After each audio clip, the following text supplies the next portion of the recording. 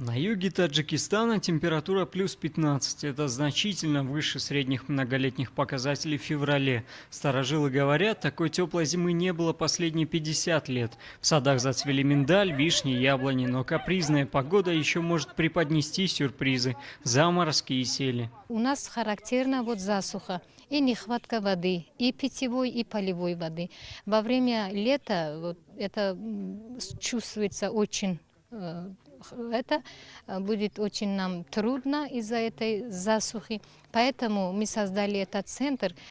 Здесь обучают фермеров. Они должны быть готовы к любым капризам погоды. Ведь из-за стихийных бедствий сельские жители ежегодно теряют треть доходов.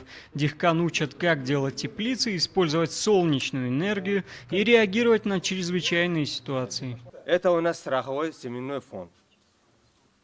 Это свекла. Это арбуз.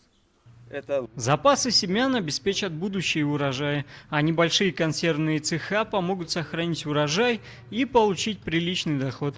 Турсунова Матлюба работает учителем в местной школе. На своем приусадебном участке создала небольшую теплицу. Я завидую дихканам.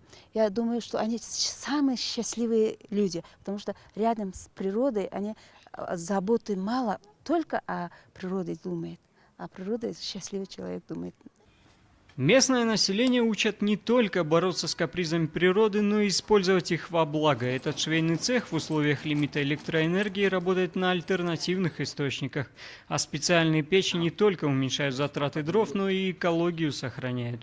Энергоэффективные печи в селах Таджикистана строят по непальской технологии. Делают их из специального кирпича с добавлением соломы и шерсти. Так они лучше сохраняют тепло. Главное достоинство этих печей – дров они расходуют в 2 раза меньше, чем обычные. Сейчас в республике реализуется национальный план действий по смягчению последствий изменения климата. Успешную практику южных районов в скором времени распространят по всему Таджикистану. Тимур Нигматов, Рустам Пулатов. Новости Содружества, Таджикистан.